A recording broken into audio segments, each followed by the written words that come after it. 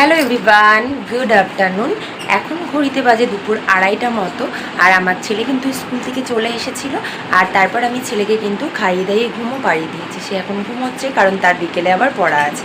আর আজকে বাড়িতে কে এসেছে তোমাদের সেটা এখন এই ভিডিওতে দেখানোর কথা, কিন্তু সরি গো, তাকে দেখাতে পারছি না, সে না ঘুমিয়ে পড়েছে। আসলে আমি এই যে আমার সোনা বাবাকে ঘুম পাড়াতে গিয়ে তার খাওয়া হয়ে গেছে আর ঘুমিয়ে পড়েছে। কি রান্না হয়েছে সেটা অবশ্যই তোমাদের দেখাবো, কিন্তু কে এসেছে সেটা আমি তোমাদেরকে মুখে বলে দিচ্ছি। এসেছে হলো আমার মেসো শ্বশুর, মানে আমার শাশুড়ি মায়ের ছোটো বোনের হাজব্যান্ড এসছে। তো যেহেতু মেসো ঘুমিয়ে পড়েছে তাই আর মেসোকে দেখাতে পারলাম না। যদি আমি নেক্সট ভিডিওতে তোমাদের দেখাতে পারি অবশ্যই দেখাবো। আর চলো তোমাদেরকে শেয়ার করি বাড়িতে কী রান্নাবান্না হয়েছে। সত্যি কথা বলতে আজকে যে বাড়িতে মেসো আসবে এটা না আমরা জানতাম না। মেসো হঠাৎ করে এসেছে। আমাদের বাড়িতে রান্না হওয়ার কথা ছিল সোয়াবিন, তাই জন্য আজকে বাজার থেকে মাছ পাঠানো হয়নি। যেহেতু মেসো চলে এসছে তাই জন্য আর সোয়াবিনটা রান্না হয়নি।